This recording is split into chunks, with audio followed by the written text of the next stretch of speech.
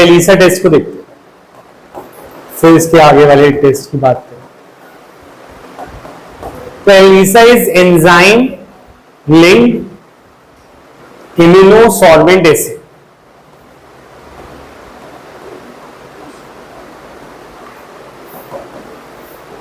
है ना।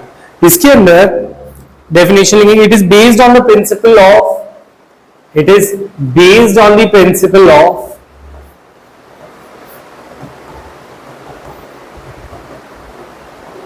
Antigen antibody, antigen antibody interaction, antigen antibody interaction.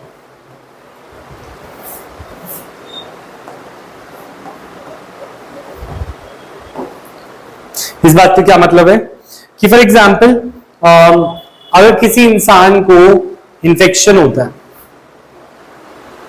ठीक है, ये इंसान है, तो ये इंसान को अगर सपोज कोई इंफेक्शन होता है तो इसके अंदर वो वायरस गया हमारा, जिसकी वजह से इंफेक्शन हो रहा है, तो ये जो वायरस गया इसके खिलाफ इसकी बॉडी क्या बनाती है, antibodies.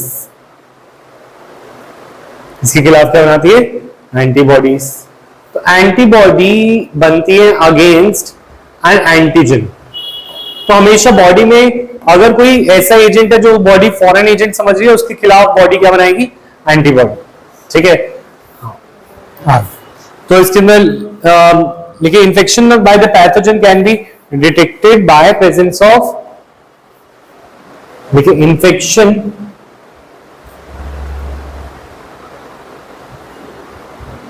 by pathogen can be detected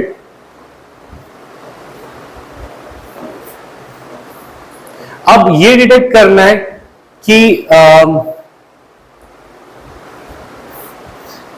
Covid सच्ची में उसको हुआ है या नहीं, तो हम उसकी एंटीबॉडीज को डिटेक्ट कर सकते हैं। Can be detected by detecting the presence of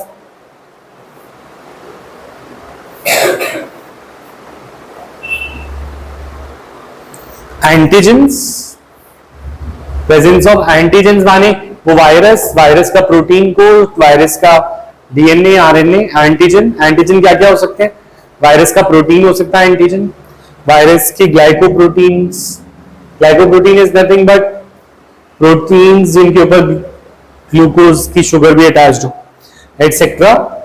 और बाय डिटेक्टिंग द एंटीबॉडीज,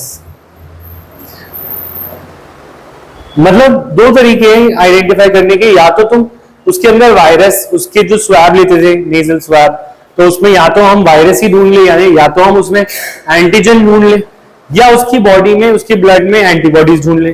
और इन दोनों को ढूंढने का तरीका क्या है, इन दोनों को ढूंढने का तरीका ये है, तुमने उसकी बॉडी से जो सैंपल लिया उसको अपने टेस्ट ट्यूब में रखो। ठीक है, एक टेस्ट ट्यूब में पहले से एंटीजन रखो कोविड का, ठीक है, एक टेस्ट ट्यूब में क्या रखो, एंटीजन, और एक टेस्ट ट्यूब में क्या रखो, एंटीबॉडी। ये तो तुमने लैब में रखी है टेस्ट ट्यूब में, मतलब मैं एक बहुत वेग से एग्जांपल दे रहा हूं, ऐसा थोड़ा डिटेल्ड ही होता होगा, बट प्रिंसिपल जो मैं समझा रहा हूं वो समझो। तुमने वो सैंपल जो उसकी बॉडी से सैंपल लिया वो दोनों में डाल दिया, तो अगर सपोज इसमें कुछ रिएक्शन दिखी, प्रेसिपिटेशन हुआ, रिएक्शन दिखी, तो दैट मीन्स एंटीजन है वो, क्या है, एंटीजन, क्योंकि एंटीजन के साथ ही तो एंटीबॉडी रिएक्ट करेगी। जस्ट लाइक अगर कोई बेस है तो उसके साथ कौन रिएक्ट करता है, एसिड। तो अगर बेस तुम्हारे पास है टेस्ट ट्यूब में और कुछ ऊपर से डाला वो रिएक्ट कर गया, तो दैट मींस एसिड है तुम्हारे पास जो सैंपल है। या सपोज इसमें डालते तो इसमें रिएक्शन हो जाती, तो दैट मींस उसकी बॉडी में एंटीबॉडी है।